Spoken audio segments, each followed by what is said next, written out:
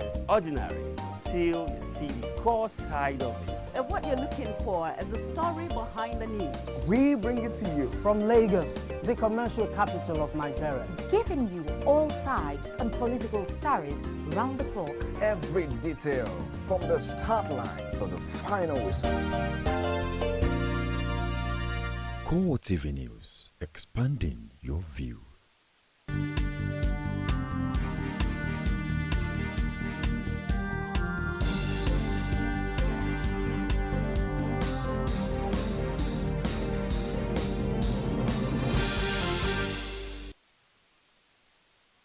Glad to have you join us again on CoreTV News. I am Frank Omalape.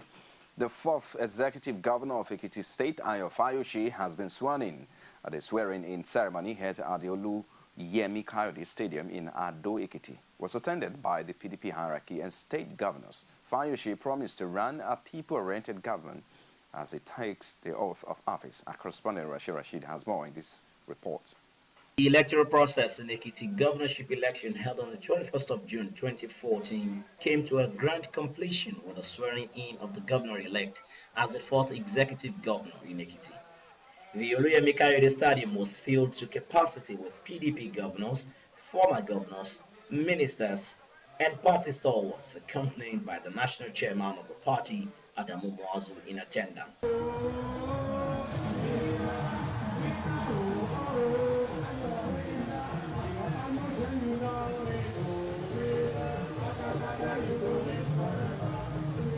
Muazu thanked the people of Ekiti for voting in PDP and admonished Fayose to rule with the fear of God. We thank you. We thank you. May God bless you all. Your son to do for you is a tough job. He needs your support. Ayo, God loves you. And the people of Ekiti love you. You must discharge your duty with the fear of God and with the love of these people. I pray that God will help you. Fayose, who is taking oath for the second time as the governor of the state, decries the rising debt profile of the state. Reeling out his agenda, Fayose promises better life for Ekiti people. I represent you. You are the Fayose that I represent. Am I correct? Yes. I am living for you. I am here to serve you. That is my assignment. And today I declare peace, prosperity, progress, employment, food, stomach infrastructure. Party faithfuls in the state expressed joy over a fulfilled dream as they display optimism of a better government under Fayose. Thank God for everything. And in fact, I cannot describe it more than it is glorious. We know this is going to be an era of prosperity. It will be an era of peace in Ekiti because the people spoke. They made their choice. They got who they want. And I trust our governor that he will do very well for Ekiti people. With the swearing-in of Governor Peter Ayodele Fayose for the second time as the governor of Ekiti State, the people of Ekiti are not new to Fayose, and Fayose is no doubt new to the people of Ekiti. But the political events that transpired between 2006 to this moment, it is indeed a new dawn in Ekiti State. Rashid, CoreTV News, Ado Ekiti. Immediately after his swearing in as governor, Fayose went straight to business to make some proclamations and burning issues. Our correspondent Rashid has more. Expectedly, Fayose reversed with immediate effect all decisions taken by former Governor Kayode Fayemi at the tail end of his administration. Issues like creation of additional local councils, appointment of new permanent secretaries, and purported mass employment received the kick. The governor lost election. He appointed 8 permanent secretaries when you don't have vacancies. To my amazement, he employed over 3,000 people. To my amazement, an outgoing government creating 15 extra local governments. It is unfortunate. It is sad. And I want to appeal to you to please give me all the necessary cooperation, understanding, because the next few months might be slightly rough. Trust Fayose to leverage on the moment as the ongoing tensions surrounding the judiciary did not escape his attention. As a leader, as a governor, I am the father of the state. And I'm going to behave in that manner. I am going to work with the judiciary. I'm going to work harmoniously with the judiciary. We have to put all this in our past. I look forward to working with you, my CJ, Chief Judge. I want to assure you that all we need to do to move this state forward, we will collaborate together. The media, which Fayose courted in good and bad times, also received his attention. I'm appealing to the press. Give us a chance. Give us a chance. You have a role to play in the development of Nigeria. The press should please don't allow the truth to be perverted. It is true you have the last say, but say the last in the fear of God. For everyone shall come before God on the judgment day. Ayo Fayose was impeached on the 16th of October 2006 and had his second oath exactly 8 years after. It is a second coming and indeed a second chance for the man dubbed the architect of modern Ekiti. Rashid, CoreTV News, Ado Ekiti. Former head of state Muhammadu Buhari has picked up the presidential nomination form of the All Progressive Congress. This comes barely 24 hours after declaring his ambition to seek his party's nod to challenge President Goodluck Jonathan in the next year's election. Contrary to widely held view that he may not be able to afford the 27.5 million naira nomination fee, Buhari said the money came from his account. He later explained that he has always been self-reliant, and so he was never going to depend on anyone to help pay for the nomination form.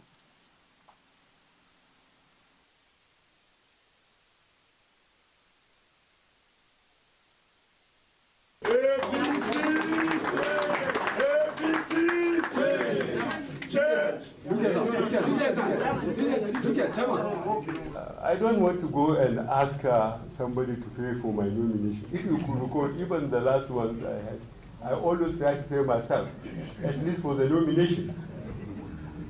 But 27.5 million naira is these days.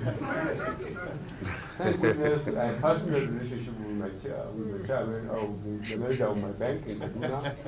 I put in an early call. I say the forms are coming, whether I'm in red or green or black. Please,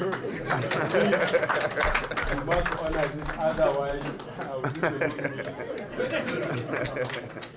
And I was about to go to Kaduna for a reason today. So I told the chairman, he said, well, you better pick your form. And he kept a straight face. That means there's no excuse. So this morning, the bank manager here in Kaduna, in Abuja, the certain branch of Union Bank, and the First Bank, I sent one of my grandnephews to quickly go with the forms. I signed, and I got the paper, which is the national organizer secretary briefing. I thank God we have come to this stage. All speculation will now cease. The presidency has described claims made by former head of state Muhammadu Buhari on the Jonathan administration as reckless and baseless. Buhari had, while declaring interest in the presidential ticket of the All Progressive Congress, argued that the level of corruption is worse under President Jonathan than any time in Nigeria's history. But presidential spokesman Reuben Abati accused the former head of state of making false claims for political gains. President Jonathan will continue to carry forward his transformation agenda in the power sector and other areas. The President will not be discouraged or deterred from his objective of repositioning Nigeria for accelerated and inclusive socio-economic development by the partisan and jaundiced views of power seekers like General Buhari, who cannot see the obvious result of the current administration's efforts through their blinkered eyes. We also draw the attention of Nigerians to the total lack of originality in the hackneyed manifesto offered to Nigerians yesterday by the APC presidential aspirant, General Buhari.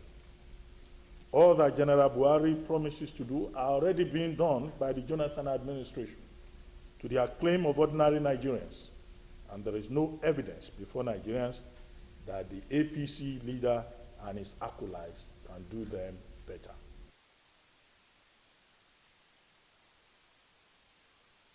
Nigeria's last just opposition party, the All Progressive Congress, has laughed off the presidency's claims that the party's two leading presidential aspirants are serial losers.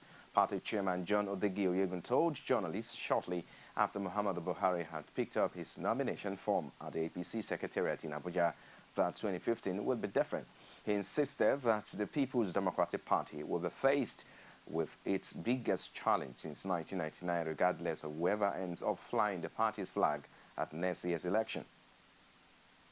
Well, it means that they are not good students of history and they are not realistic and practical. Before now, there had been no truly national alternative in this nation. Before now, we had the AMPP that was domiciled in the Northeast. We had the ACN that was largely domiciled in the Southwest. Of course, they had members all over the place. We had the APGA that was largely domiciled in the Southeast. These three forces have been welded together. Today, we have a national party that is represented, the APC, strongly in every corner of this nation. Today, man, woman, child are crying for change. The dynamics are different, and I pray they continue to misread the signs.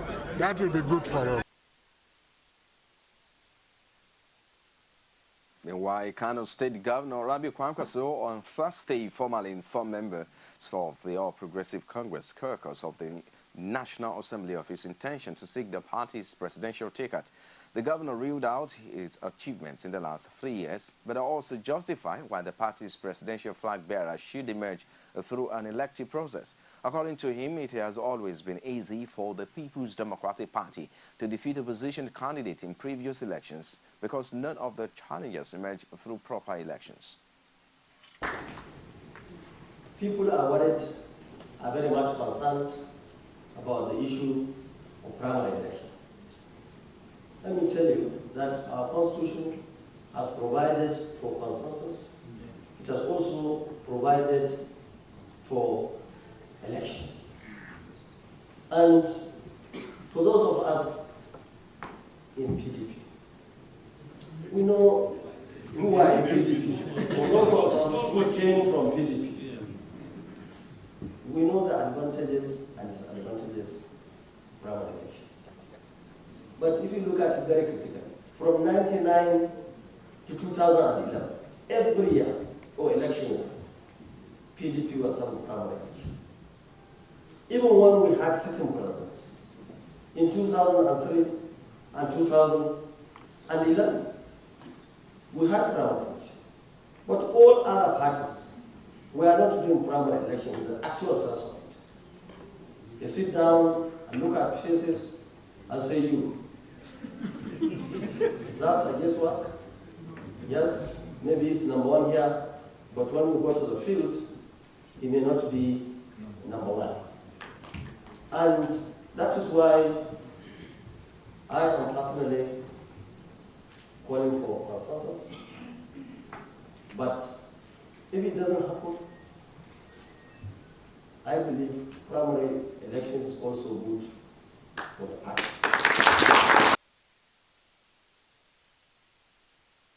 Earlier, Senate President David Mark had categorically told Kano State Governor an all-People's Progressive presidential aspirant, Rabi Kwankwaso, that he cannot support his presidential ambition on the platform of the APC.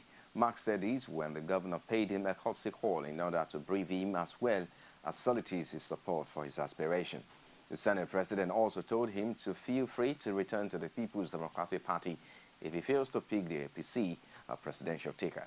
Kwankwaso would describe Mark's leadership of the National Assembly as powerful and responsible, said the Senate president had no choice but to support his ambition as a former federal lawmaker.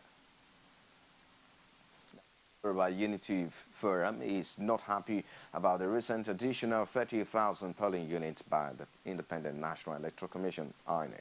The forum described the development as a twist by desperate politicians to manipulate the outcome of the 2015 general elections. Our correspondent Oluwaseyi Adegoke attended the forum's meeting held at Ikeneremo in Ogun State. Her report is presented from our studios. Apart from the fact that the forum wants the federal government to subject the outcome of the national conference to a referendum, the meeting also took a decision to stop INEC's chairman Atai Jega from implementing the planned creation of additional 30,000 polling units for the 2015 general elections. Secretary General of the forum, Anthony Adefuye, tasked INEC on the need to make clarification on the polling units in order to guard against undue speculations in the political arena. I'm not quite clear the criteria that were used to declare these 30,000 polling units, for which 22,000 were located in the north and only 8,000 was located in the south. If you look at the population of the north and south, you cannot get a disparity of 20,000 polling booths. The total polling booths in the southwest is not even up to 22,000 polling booths. So if you now increase the total polling booths of the north by 22,000, we need a lot of explanation or total cancellation of the process. Well, I think that INEC should do more consultation, and then after which they can arrive at what to create more. What has happened shows that they have not consulted well. They have not consulted well, and that is what is affecting them. So I want to recommend to INEC to do further consultation, after which all stakeholders can embrace whatever decision they are going to take on the creation. The forum also advised the federal government to wake to its responsibility and vigorously tackle all the challenges confronting the nation, especially Boko Haram, corruption and unemployment in the country. You're watching CoreTV News on the hour. We'll take a break. We'll be back shortly. Join us again.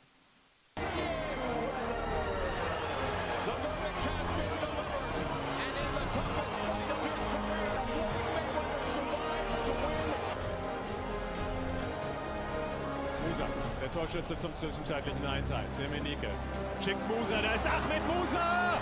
Und da ist der Ausgleich!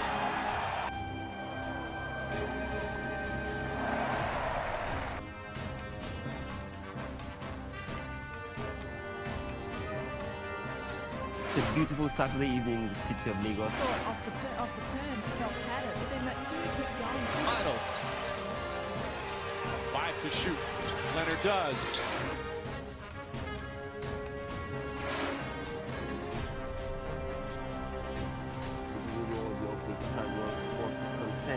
And of course, making a difference for all of us here from all our production crew. Thanks for watching my channel.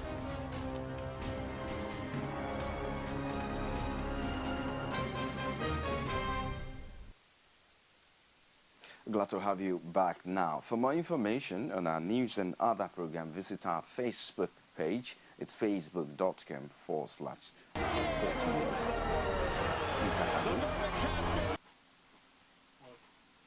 And our Twitter handle now at CoreTV News NG.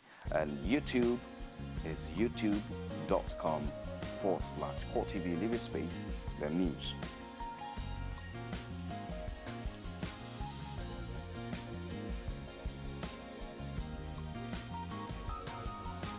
Moving away from there now. Journalists covering the trial of 59 soldiers charged with mutiny have been barred from covering the court's proceedings. A chairman of the General Court Martial, Musa Yusuf, argued that the decision was taken in national interest. He, however, assured Nigerians that journalists will be allowed to cover the ruling. Participants at a one-day workshop to mark the 30th International Day of Peace say Nigerians must imbibe the core values of oneness for peaceful national coexistence. They also stressed the need to contribute to alleviating the tensions and causes of conflict among people and communities. The workshop, which was held in Abuja, is titled Building and Sustaining Bridges Across Divides for Peaceful Coexistence in Nigeria. The importance of peace as a critical component for development cannot be overemphasized. It is in view of this that analysts say the challenges of social, religious, ethnic, and political differences must be addressed directly. They also want ties that bind the citizens to be established as well as strengthened. We have seen a lot of things happening in recent times that are seeking to undermine the integrity of the Nigerian state, to undermine the peaceful coexistence of our people, that are tending to make us begin to think again as if we were in those dark ages and days. Before now, you'll discover that we succeeded in putting some bridges across divides. We established unity schools. We established the NYSC program, which allowed for cross-fertilization and ethnocultural interactions and even cross-cultural marriages. But all of a sudden, you begin to see issues where people want to see themselves as of one particular faith against the other. And we have put this together to allow us celebrate those little beacons of light that we do have that actually are providing us light and taking us through peaceful coexistence. We are having a crisis in the country, and so we need to talk about peace so that Nigerians can remain united and peaceful, because without peace we cannot move forward, we cannot develop as a nation. And so there is a very strong relationship between what this program is all about and the need and pursuit for peace in our country. But while some people demanded a return to the old institutions of coexistence, others say sports, music, and education are the answer. You know, we're all talking about peace, reconciliation, but nobody's actually at the moment had said what actually brings about peace. So from my experiences, I was just giving examples of the things that I've seen that have given peace. I also give the other side of things where there has been war situations, but the things which naturally give peace. And we've seen that it's sport, music, and education. And in my field, it's always been sport. And it's been so superior to be able to stop wars, and that's all over the world. The consensus by participants at the workshop is that Nigerians must acknowledge and strive to protect the indivisibility of Nigeria. And that's a wrap on CoreTV News at this time. Many thanks for watching. I am Frank Omalape. A few minutes from now, it's called Yes. Stay tuned.